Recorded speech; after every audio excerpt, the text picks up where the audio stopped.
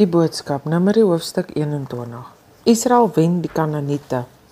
Toe die Kanaanitiese koning van Arad, wat in die suide van Kanaan gebly het, hoor dat die Israeliete in die rigting van Atarim trek, het hulle aangeval en party van hulle gevang en ontvoer.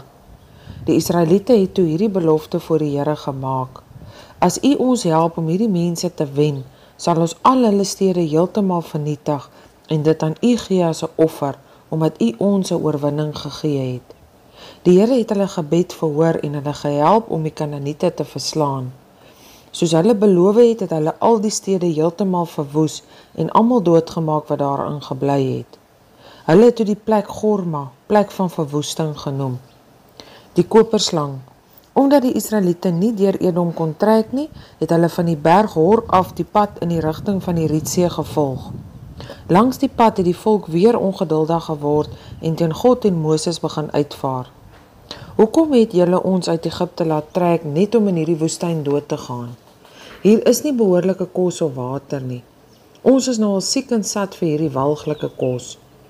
Toe stuur die Here giftige slange onder die volk in.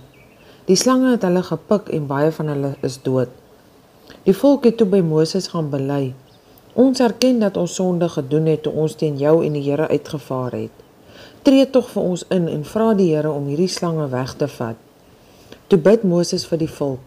Hierop het die Here vir hom gesê: Maak 'n afbeelding uit koper van so 'n giftige slang en sit dit bo op 'n paal en laat die paal regop staan. As iemand deur 'n slang gepik word en opkyk na daardie koperslang, sal hy bly leef. Moses het toe 'n koperslang gemaak en dit op 'n paal gesit. Elkeen wat deur 'n slang gepik is en opgekyk het na die koperslang, het bly leef. Op pad na Moab toe. Daarna het die Israeliete verder getrek en by Obot kamp opgeslaan. Van daar af het hulle verder getrek en weer kamp opgeslaan by die ruïnes van Abarim in die woestyn, oos van Moab. Hulle het later van daar weggetrek en kamp opgeslaan in die Seret-vallei. Hulle het weer opgepak en verder getrek.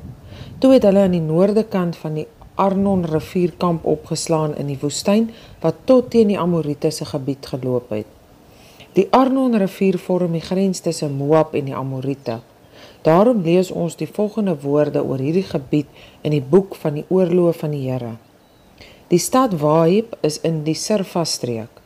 Die valleie en die Arnon rivier met die hange van die vallei strek tot by die stad Ar op die grens van Moab. Daarvandaan het Israel getrek tot by die Beer.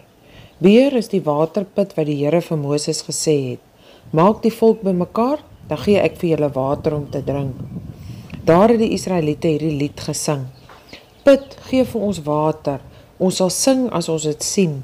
Die leiers het die put gegrawe en die leiers van ons volk het dit verder met hulle septers en kieries oopgemaak.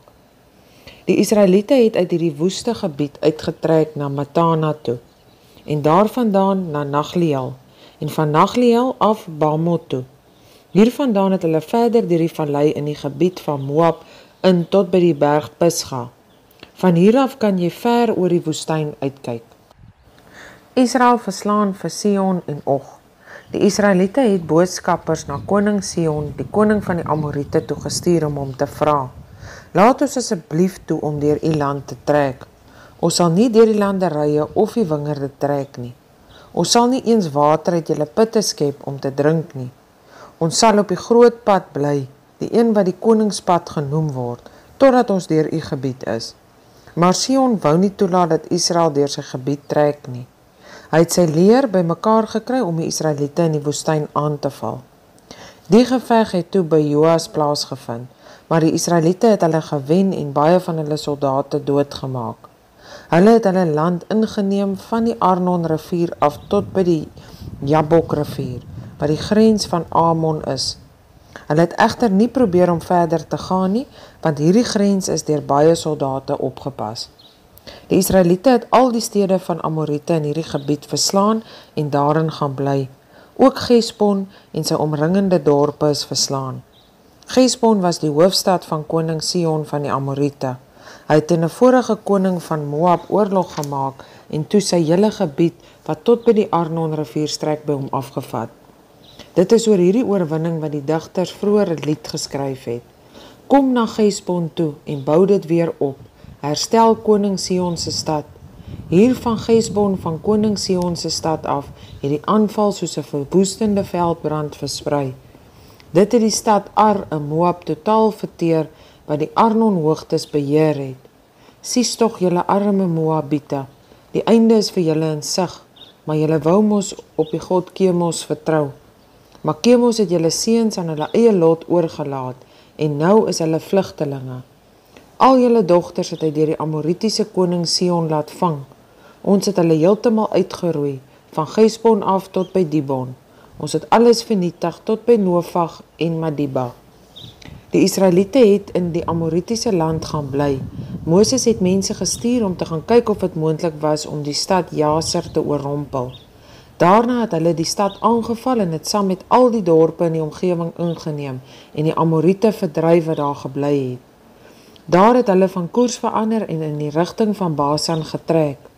Koning Og van Basan het sy leer bymekaar gekry en hulle aangeval.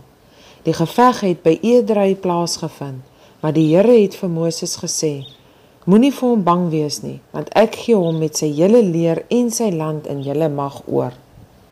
Doen presies met hom wat jy met koning Sion van die Amorite gedoen het wat daar in Gesbon gebly het." Die Israeliete het hulle toe verslaan. Hulle het koning Og, sy seuns en al sy mense doodgemaak. Hulle het ook sy land ingeneem.